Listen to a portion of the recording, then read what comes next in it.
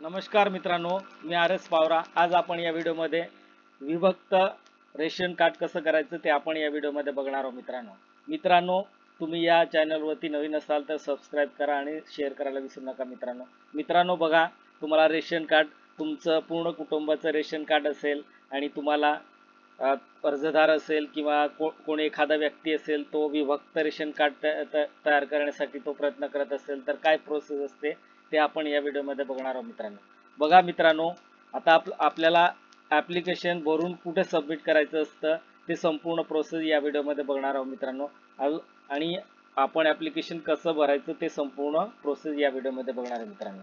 चला तर मित्रांनो आपण बघू फॉर्म कसे भरता ते बघू।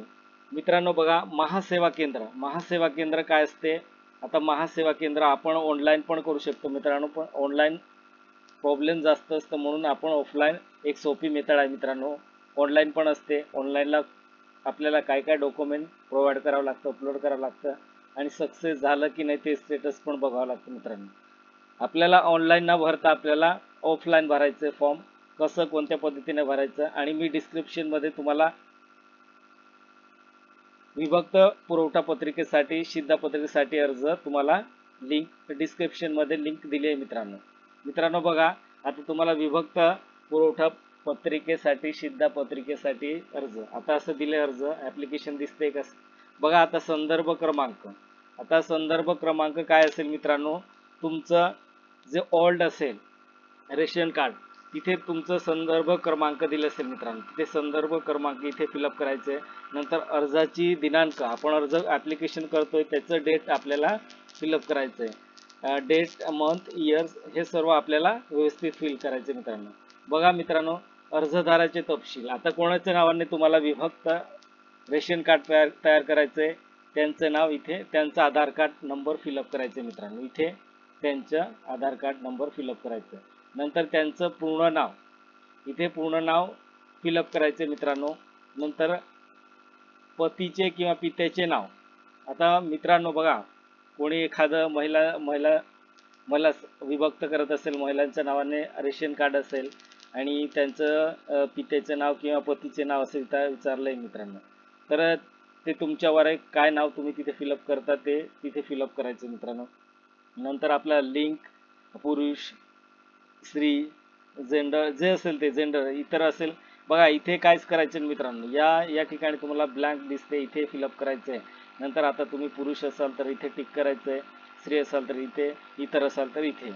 आता जन्मतारीख फिलअप करायचं मित्रांनो, डेट, मंथ, इयर इथे तुम्हाला व्यवस्थित फिलअप करायचं आहे, डेट, मंथ, इयर या ठिकाणी तुम्ही फिलअप करायचे मित्रांनो। नंतर नागरिकत्व, आता तुम्ही इंडियन आहे का नॅशनॅलिटी तुमची, नॅशनॅलिटी विचारले, नागरिकत्व विचारले मित्रांनो, ते इथे काय लिहायचं तुम्ही इंडियन करून द्यायचे मित्रांनो।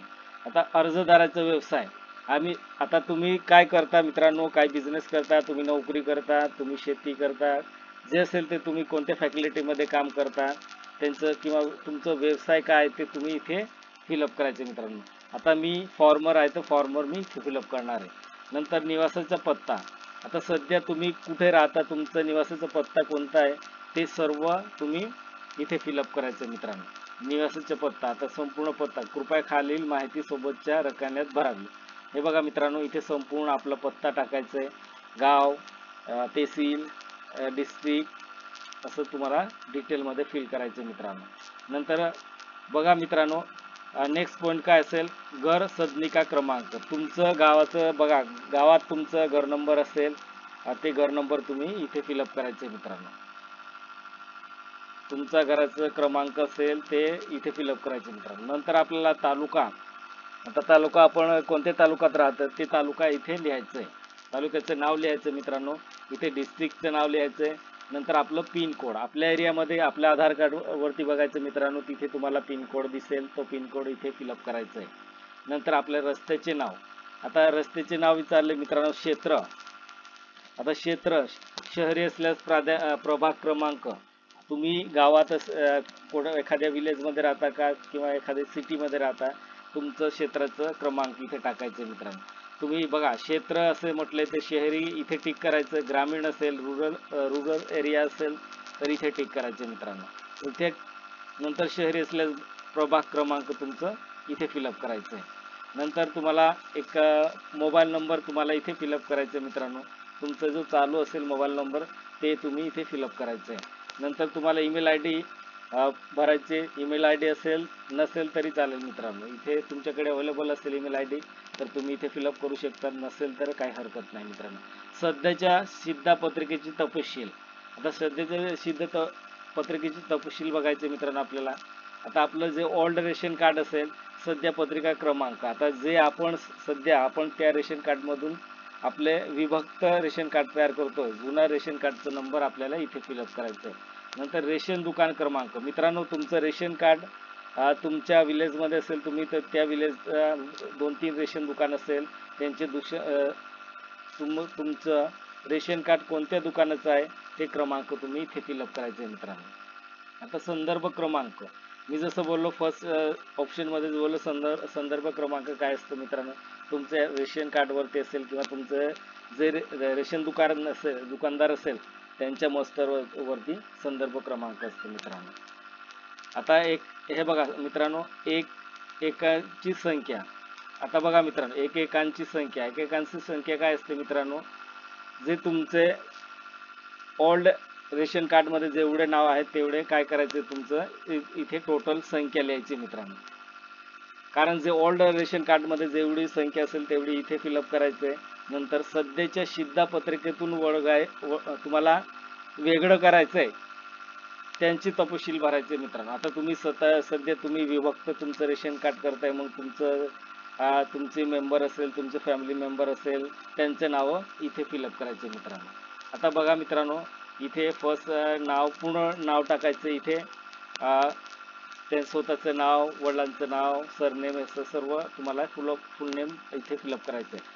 नंतर अर्जदारांची नाते.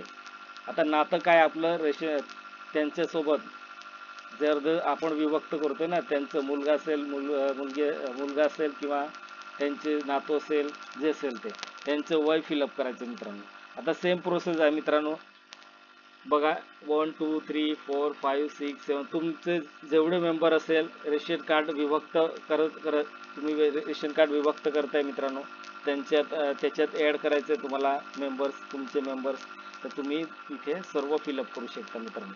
जसं मी बोललो नाव टाकायचे, नंतर अर्जदारांचे नाते काय आहे त्यांचे वय लिहायचे मित्रांनो. आता असं संपूर्ण प्रोसेस तुम्हाला तुमचे किती मेंबर असेल 1 2 3 4 5 जेवढे असेल तेवढे 10 पर्यंत आहे मित्रांनो. भरपूर आहे. एवढे 10 मेंबर असेल तेवढे तुम्ही इथे फिलअप करू शकता. अनिवार्य माहिती. आता मित्रांनो बघा स्वयं घोषणापत्र. आता स्वयं घोषणापत्र कसं लिहायचं आहे हे बघा मित्रांनो.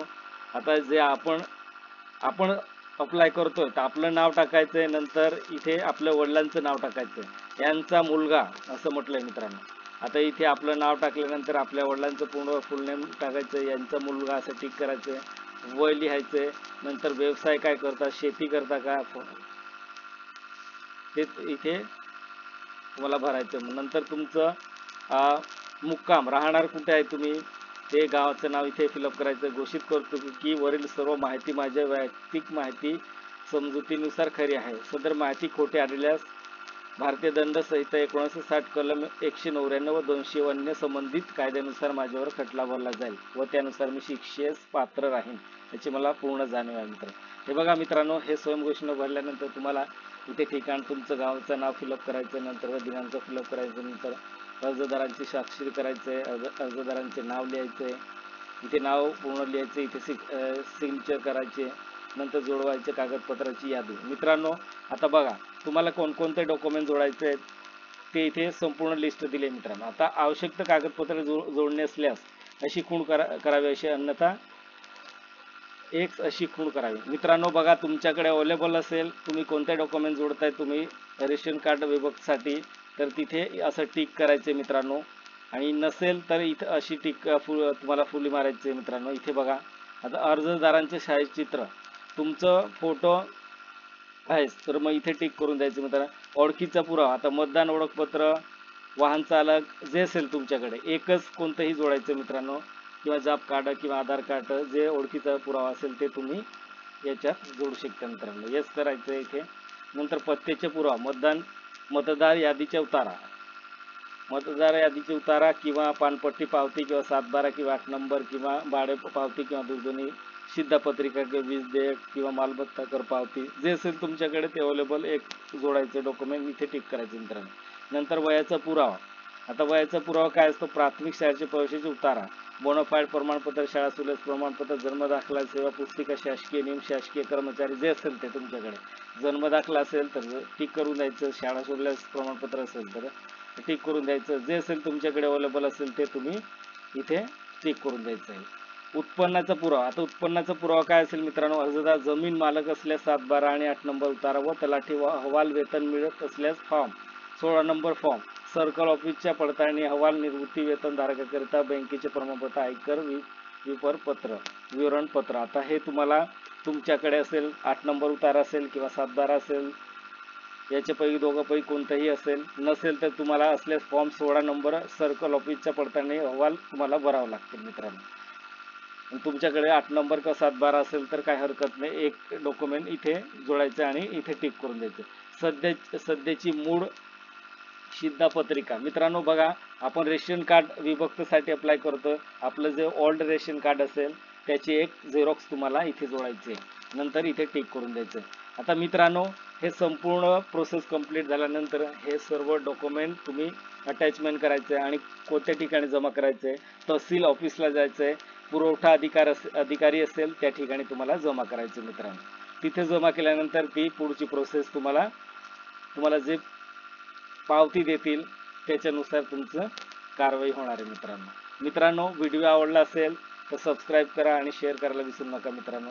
बघा मित्रांनो, आता हे व्हिडिओ आपण फक्त ऑफलाईनसाठी तयार केले, ऑनलाईन प्रोसेस आहे मित्रांनो, ती प्रोसेस खूप किचकट आहे म्हणून मी ऑफलाईन तुम्हाला दाखवलं आहे मित्रांनो। बघा, तुमचं पंचायत समितीला जायचं आणि असं मी ॲप्लिकेशन तुम्हाला डिस्क्रिप्शनमध्ये लिंक दिली आहे मित्रांनो, तिथून डाउनलोड करून तुम्ही फिलअप करून डॉक्युमेंट पूर्ण अटॅचमेंट करून तुम्ही तहसील ऑफिसला घेऊन जाऊ शकतात मित्रांनो। तिथे पुरवठा ऑफिस असेल तिथे जमा करायचे मित्रांनो।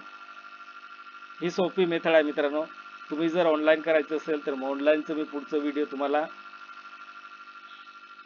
तयार करेल, तो व्हिडिओ बघून घ्यायचं मित्रांनो। ही सिंपल मेथड आहे मित्रांनो, कोणीही हे मेथड इझी करू शकता मित्रांनो। जय जय महाराष्ट्र।